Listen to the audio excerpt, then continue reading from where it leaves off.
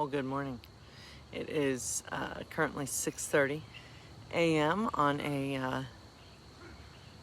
a Friday morning, and I'm awake. Thanks to the dog where I'm pet sitting. Anyway, I thought I would start out with some reflection. So, I raise the pipe of my being to the rising sun in openness and humility. With my eyes closed, I give thanks to the life giver and ask for the strength to be humble through the course of this day. I smudge myself with sacred medicines and give thanks for the blessings that are already present in my life. I ask for nothing. I only offer thanks. Then in gratitude and humility, I enter the journey of each day. This, my friends, is wakefulness. This is becoming. This is ceremony, and I am made more. I ask for nothing. I ask for nothing. I only offer thanks. So I thought I would change things up today and not do and not read about a woman of the day. Instead, we'll do that tomorrow on a Saturday. I know I don't usually do it on Saturdays, but since I'm outside with this puppy, anyway, less is more sometimes, right? But I do hope everyone is having a good week. It's hard to believe it's already Friday. The week went by fast, but I do hope that you're doing okay. Hope you're doing better than my hair. I hope to go back to sleep possibly for a little bit, because today I have nothing going on till later in the morning, and I kind of was hoping to sleep. Anyone else have issues with dogs that wake you up and then this dog's not even doing anything, and it just makes me so angry sometimes? But yesterday I worked a lot on my sermon. Just a little reflection from me, and basically the heart of my sermon is, it's Pride.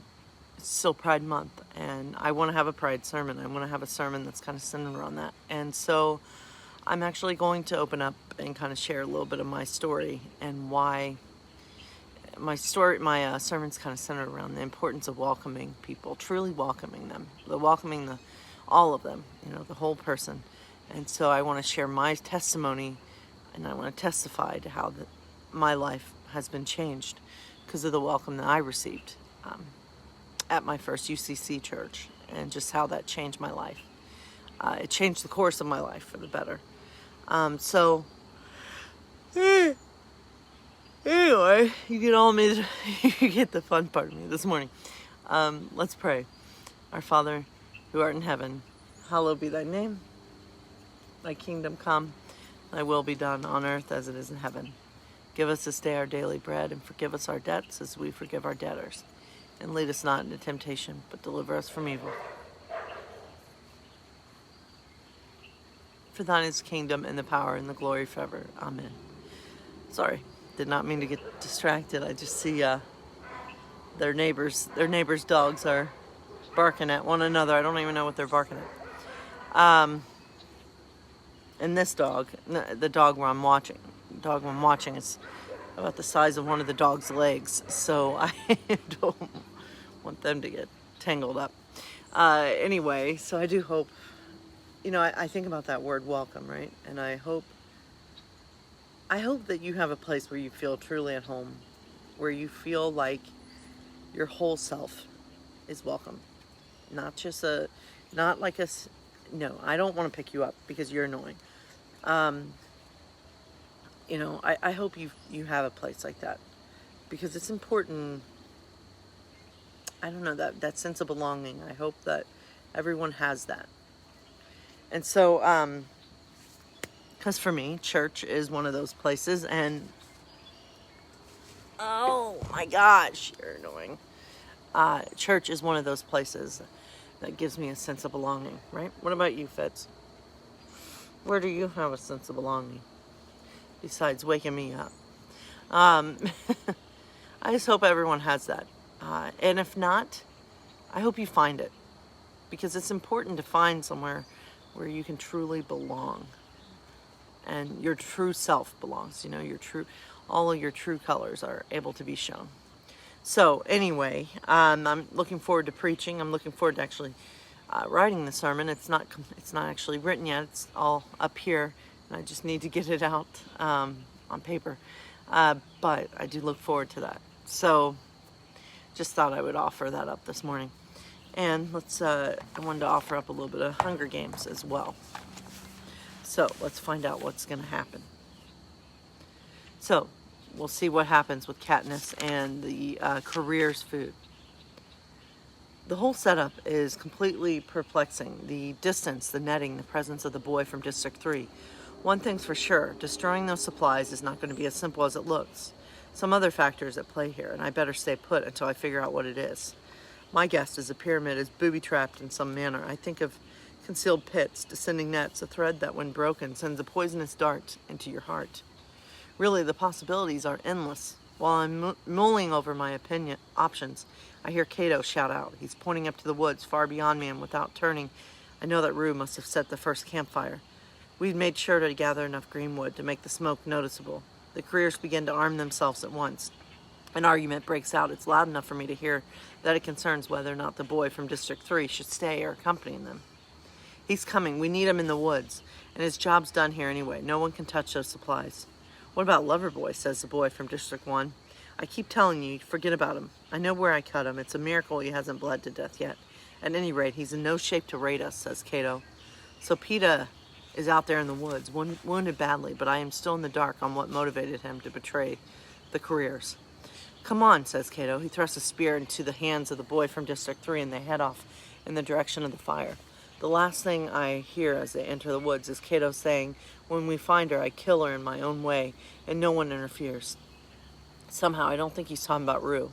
She didn't drop a nest of tracker jackers on him. I stay put for a half hour or so, trying to figure out what to do about the supplies. And one advantage I have with the bow and arrow is distance. I could send a flaming arrow into the pyramid easily enough. I'm a good enough shot to get it through those openings in the net. But there's no guarantee it would catch. More likely, it'd just burn itself out, and then what? I'd have achieved nothing and given them far too much information about myself, that I was here, that I have to accomplish, that I can use the bow and arrow with accuracy. There's no alternative. I'm going to have to get in closer and see if I can't discover what exactly protects the supplies. In fact, I'm just about to reveal myself when a movement catches my eye. Several hundred yards to my right, I see someone emerge from the woods. For a second, I think it's Rue, but then I realize and recognize Foxface. She's the one we couldn't remember this morning, creeping out into the plain when she decides it's safe. She runs for the pyramid with quick, small steps just before she reaches the circle of supplies that have been littered around the pyramid. She stops, searches the ground, and carefully places her feet on a spot. Then she begins to approach the pyramid with strange little hops, sometimes landing on one foot, teetering slightly, sometimes risking a few steps. At one point, she launches up in the air over a small barrel and lands poised on her tiptoes. But she overshot slightly, and her momentum throws her forward. I hear her give a sharp squeal as her hands hit the ground, but nothing happens. In a moment, she's regained her feet and continues until she has reached the bulk of the supplies. Hold on a second.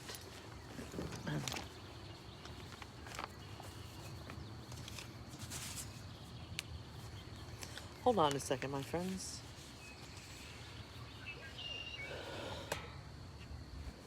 Will you come inside with me? I was talking to the dog, but I'll talk to you in my doggy voice. All right.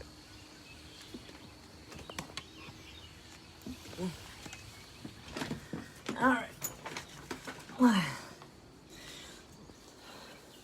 So I'm right about the booby trap. Sorry. I just felt like coming in. All right. So I'm right about the booby trap, but it's clearly more complex than I imagined. I was right about the girl too. How wily is she to have discovered this path into the food and to be able to replicate it so neatly? She fills her pack, taking a few items from a variety of containers, crackers from a crate, a handful of apples from a burlap sack that hangs suspended from a rope off the side of a bin. But only a handful from each, not enough to tip off that the food is missing, not enough to cause suspicion. And then she's doing her odd little dance back out of the circle and supporting and scampering into the woods again, safe and sound. I realize I'm grinding my teeth in frustration. Foxface has confirmed what I had already guessed, but what sort of trap have they laid that requires such dexterity? Has so many trigger points. Why did she squeal? Why did she squeal so as her hands made contact with the earth? You'd have thought, and slowly it begins to dawn on me, you'd have thought the very ground was going to explode. It's mind, I whisper. That explains everything. The career's willingness to leave their supplies, Foxface's reaction, the involvement of the boy from District 3, where they have the factories, where they have televisions and automobiles and explosives. But where did he get them? In the supplies? That's not the sort of weapon the game makers usually provide, given that they like to see their tributes draw blood personally. I slip out of the bushes and cross to one of the round metal plates that lifted the tributes into the arena. The ground around it has been dug up and patted back down. The landmines were disabled after the 60 seconds we stood on the plates, but the boy from District 3 must have managed to reactivate them. I've never seen anyone in the games do that. I bet it came as a shock even to the game makers. Well, hooray for the boy from District 3 for putting one over on them. But what am I supposed to do now? Obviously, I can't go strolling into that mess without blowing myself sky high. As for sending in a burning arrow, that's more laughable than ever. The mines are set off by pressure. It doesn't have to be a lot either. One year, a girl dropped her token, a small wooden ball, while she was at her plate, and they literally had to scrape bits of her off the ground. My arm's pretty good. I might be able to shuck more rocks in there and set off what? Maybe one mine? That could start a chain reaction, or could it? Would the boy from District 3 have placed the mines in such a way that a single mine would not disturb the others, thereby protecting the supplies but ensuring the death of the invader? Even if I only blew up one mine, I'd draw the careers back down on me for sure. And anyway, what am I thinking? There's the net, clearly strung to deflect any such attack. Besides, what I'd really need is to throw about 30 rocks in there at once, setting off a big chain reaction, demolishing the whole lot. I glanced back up at the woods. The smoke from Rue's second fire is wafting towards the sky, but now the careers have probably begun to suspect some sort of trick. Time is running out. There is a solution to this. I know there is, if I can only focus hard enough. I stare at the pyramid, the bends, the crates, too heavy to topple over with an arrow. Maybe one contains cooking oil, and the burning arrow idea is reviving when I realize I can end up losing all 12 of my arrows and not get a direct hit on an oil bin. Since I'd just be guessing, I'm genuinely thinking of trying to recreate Foxface's trip up to the pyramid in hopes of finding a new means of destruction, when my eyes light on the burlap bag of apples. I could sever the rope in one shot. Didn't I do as much in the training center? It's a big bag, but it still might only be good for one explosion. If only I could free the apples themselves. I know what to do. I move into range and give myself 3 arrows to get the job done. I place my feet carefully, block out the rest of the world as I take meticulous aim.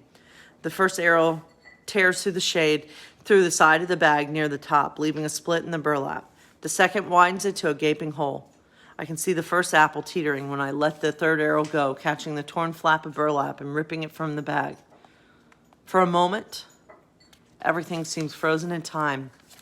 Then the apples spill to the ground, and I'm blown backward into the air. Oh my gosh, what's going to happen to Katniss? We will find out tomorrow, my friends. All right, I hope you all have a good day, and I hope you continue to increase love and decrease hate and try to make this world a better place. Take care, my friends.